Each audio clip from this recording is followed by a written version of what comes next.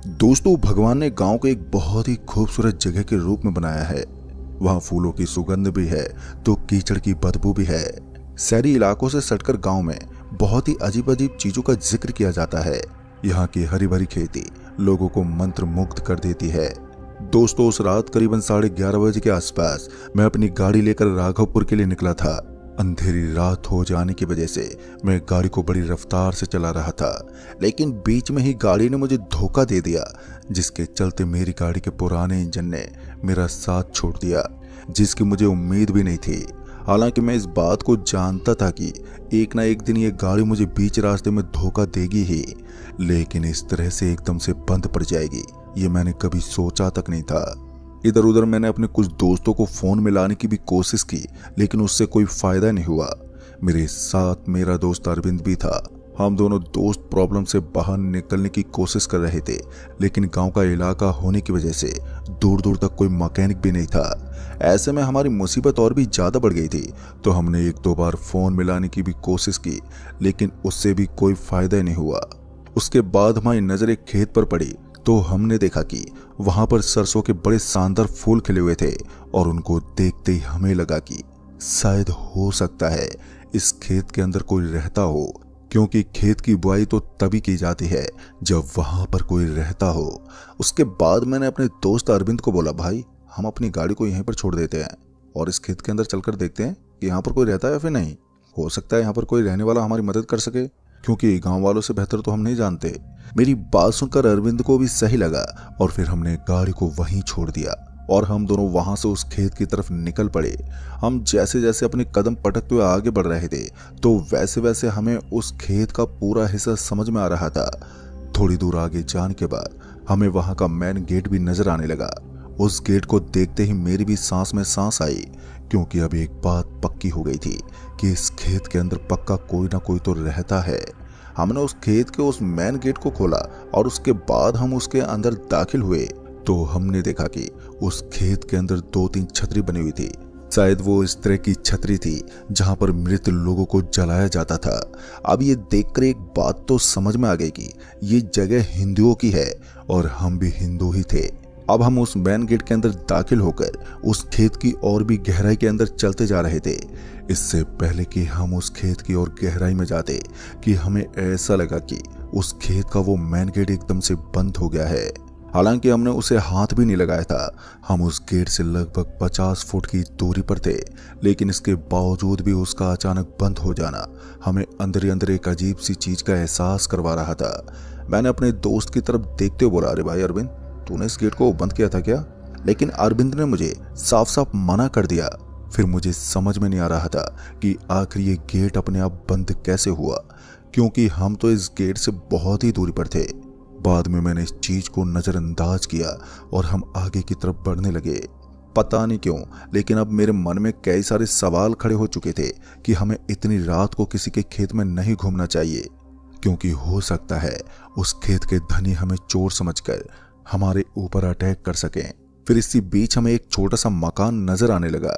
उस मकान को देखकर एक बार के लिए मुझे राहत मिली, तो दूसरी बार मुझे भी ऐसा लग रहा था कि कहीं हम कुछ गलत तो नहीं कर रहे हैं।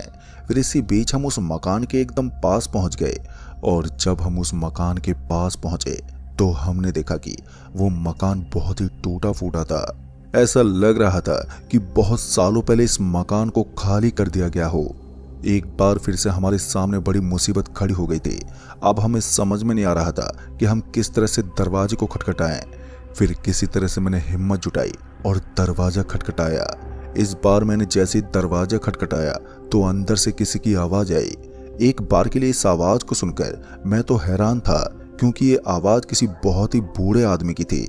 फिर उसके बाद जैसे ही दरवाजा खुला तो सच में मेरे सामने एक बूढ़ा आदमी था। शायद उस आदमी की उम्र 80 से 90 साल की होगी। तभी उसने बोला, क्या हुआ, तुम लोगों ने इतनी रात को मुझे परेशान क्यों किया है? उस आदमी के बोलने का तरीका थोड़ा अजीब था। वो किसी भी आदमी को सीधा जवाब देता। इस पर मैंने उस आदमी से कहा, अरे दादाजी, हमारी गाड़ी खराब हो गई है और अब वो ठीक होने का नाम ही नहीं ले रही है। ऊपर से यहाँ आसपास में कोई मैकेनिक भी नहीं मिल रहा है, तो हमें आज रात के लिए यहीं पर रुकना था, और ऊपर से बारिश का भी मौसम हो गया है। अगर हम गाड़ी के अंदर रुके तो भी हमारे लिए मुसीबत बढ़ जाएगी। इस पर उस बूढ़े आदमी ने बोला, तुम लोग चिंता मत करो, अंदर आ जाओ। उसकी बात सुनकर हम दोनों के चेहरे पर मुस्कान आ गई और उसके बाद हम दोनों उसके घर के अंदर प्रवेश कर गए। दरअसल हमने देखा कि उसका मकान दिखने में बड़ा ही आलीशान था, लेकिन हमें एक बात अभी भी हैरान कर रही थी कि इतना शानदार मकान होने के बावजूद वो मकान बाहर से इतना खराब क्यों दिखता था। बाद में मैंने यही सवाल उस आदमी के सामने जताते हुए बोला, लेकिन दादाजी एक बात समझ में नहीं आई, आपका मकान बाहर से देखने पर इतना अजीब लगता है और वहीं अंदर से देखने पर तो पूरी काया बदल जाती है। इस पर उस आदमी ने बोला, बेटा हमारे इस मकान का ऐसा ही है। इतना कहने के बाद वो मुस्कुराने लगा। फिर वो आदमी अपने पास एक चिलम लेकर बैठ गया और चिलम पीने लगा। हम उस आदमी को सिर्फ देख सकते थे। इधर मेरा दोस्त फोन में नेटवर्क पकड़वाने की कोशिश कर रहा था। जैसे फोन नेटवर्क में आता तो वो बार बार किसी को फोन करने की कोशिश करता और इसी बीच हल्की हल्की बारिश ने भी दस्तक देना शुरू कर दिया। उस हल्की हल्की बारिश के साथ हम समझ गए कि अब हमारी मुसीबत बढ़ने वाली है, क्योंकि एक तो हम गाड़ी को सड़क पर अकेला छोड़ आए थे और ऊपर से ये इलाका भी ऐसा ही था कि अगर यहाँ से कोई चोर गाड़ी को भी चोरी कर लेता तो कुछ भी पता ही नहीं चल पाता। एक तो गाड़ी की टेंशन, ऊपर से यहाँ से निकलने की भी टेंशन थी। इधर मेरे दोस्त को भी यही चिंता सता रही थी कि आखिर अब हम करें तो करें क्या। उसके बाद उस बूढ़े आदमी ने बोला, अरे भाई चिंता करने से कुछ नहीं होता, अगर चिलम पीनी है तो मेरे पास आकर बैठ जाओ। वैसे तो मैं और मेरा दोस्त कभी चिलम वगैरह पीते नहीं थे, लेकिन आज बारिश के मौसम में हमने सोचा कि एक एक दम मार ही लिया जाए। ऐसे में हम दोनों ने एक एक बार चिलम का स्वाद चख लिया, पर उसके बाद जो मातम शुरू हुआ उसके बारे में तो मैंने अपनी जिंदगी में भी कभी सोचा ही नहीं था। धीरे धीरे मुझे ऐसा लगने लगा जैसे कि मेरे शरीर के अंदर एक अजीब सी कमजोरी आ रही हो। मेरा शरीर अजीब सी हरकतें करने लगा था। सेम ऐसी स्थिति मेरे दोस्त की भी बनी हुई थी, वो भी कुछ ऐसी हालत में था।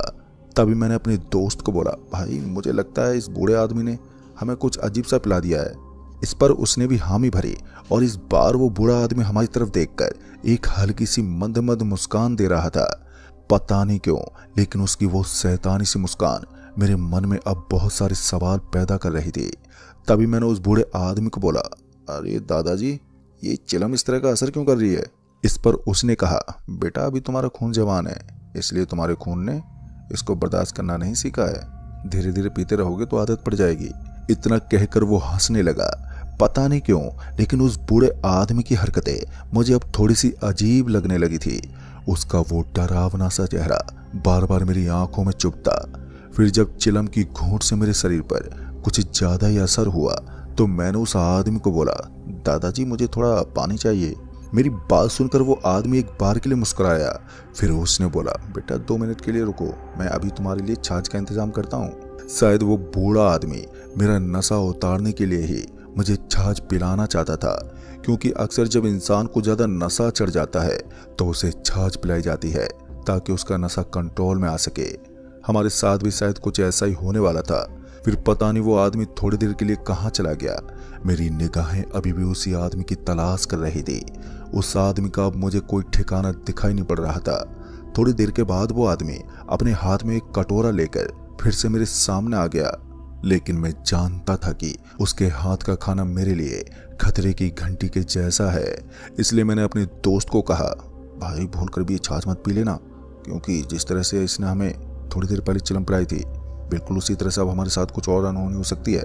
इसलिए मेरे दोस्त ने भी अपनी गर्दन हिलाई और हम दोनों उसकी तरफ देखते बोला, अरे दादाजी हम एक काम करते हैं, अब हम यहाँ से निकलते हैं। वो क्या है कि हमें हमारा सही ठिकाना मिल गया है।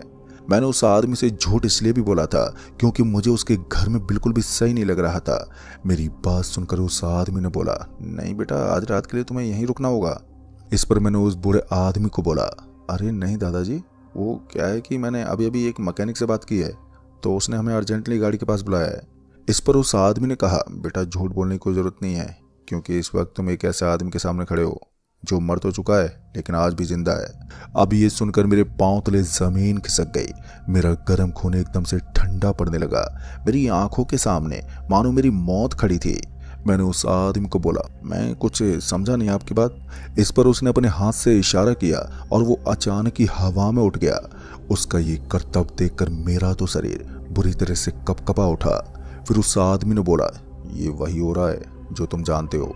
अब सारा मामला मेरी समझ में था और मैं समझ गया था कि मेरे सामने मौजूद ये आदमी कोई इंसान नहीं है बल्कि एक भूत है। मैंने अपने दोस्त की तरफ देखा। इससे पहले कि हम दोनों वहां से भागते कि अचानक ही वहां के घर का दरवाजा एकदम से बंद हो गया। हालांकि दरवाजा खोलने की हमने पूरी कोशिश की लेकिन हम नाकाम रहे।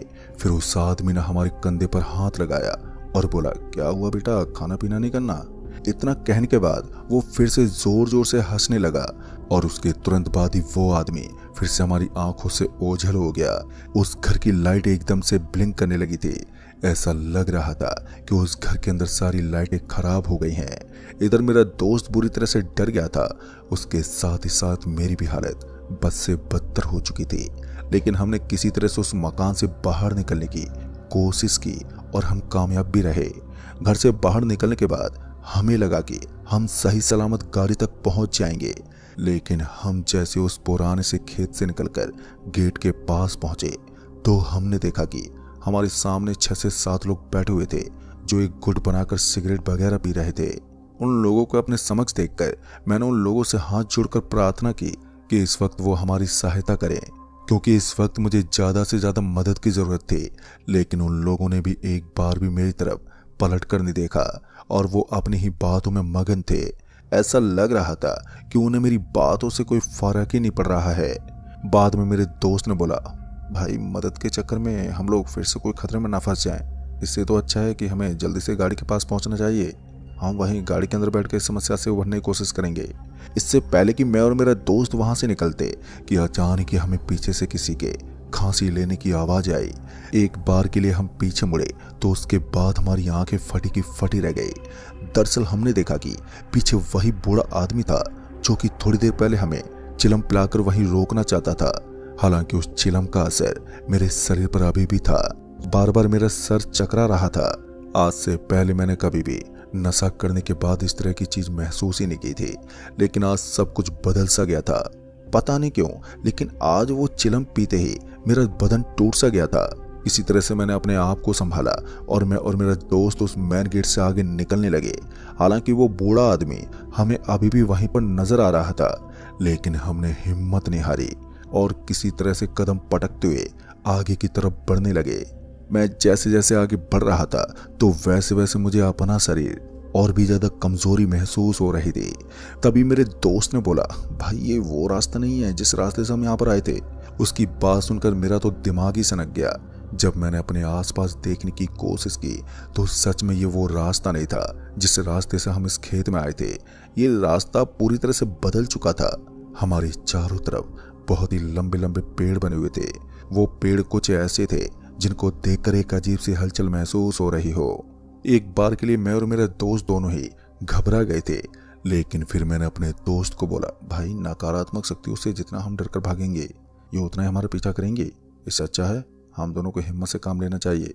वैसे तो मुझे नहीं लगता कि ये रास्ता सही है, लेकिन हो सकता है कि कभी कभी कुछ नकारात्मक शक्तियां हमें भटकाने के लिए हमारे दिमाग में भ्रम डाल दे और हमें चीज वैसी ही नजर आए जैसी असल में होती है।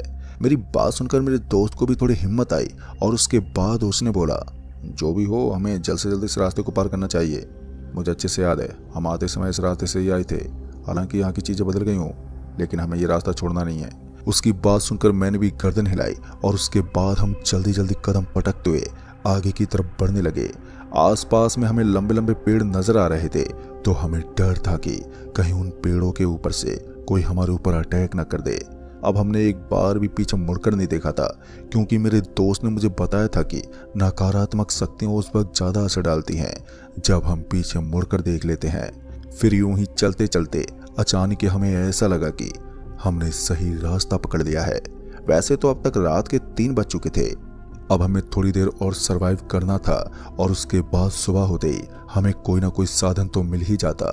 तो ऐसे में अब हमें चिंता थी तो अपनी गाड़ी की कि आखिर हमारी गाड़ी सही सलामत है या फिर नहीं। थोड़ी देर के बाद हम ठीक उसी जगह पर पहुंचे जहां पर हमारी गाड़ी रुकी हुई थी। हमारी गाड़ी को वहां पर देखने के बाद एक बार के लिए हमें एक हल्की सी खुशी महसूस हुई, लेकिन उस चिलम का असर अभी भी उतरने का नाम ही नहीं ले रहा था। धीरे धीरे समय बीता और सुबह हो गई। लेकिन मेरे शरीर पर उस चिलम का असर अभी भी उसी तरह से बना हुआ था। आखिर हम दोनों को ही एक पंडित के पास जाना पड़ा। जब हम उस पंडित के पास पहुंचे तो उसने हमें बताया कि खेत का वो शख्स एक पिशाच है जो चिलम पीने का शौकीन है। उसकी मौत हुए काफी वक्त हो गया है। कहते हैं कि वो चिलम का इतना बड़ा शौकीन था कि वो चिलम के लिए कोई भी हद पार कर देता है, इसलिए तुम लोगों को उसकी चिलम को हाथ नहीं लगाना चाहिए था। उसके बाद उस पंडित जी ने हमारा इलाज किया। कहते हैं कि जो भी आदमी उस आदमी की चिलम को पीता है तो उसका बच पाना मुश्किल हो जाता है। हम तो किस्मत वाले थे जो अपनी जान बचाकर किसी तरह से लौट आए। और दोस्तों, उसके बाद मैं कभी भी किसी भी खेत के पास अपनी गाड़ी नहीं रोकता हूँ। गाड़ी रोकने से पहले मैं 100 बार सोच लेता हूँ कि यहाँ पर गाड़ी रोकना सही है या नहीं। तो दोस्तों, इस कहानी में बस इतना ही।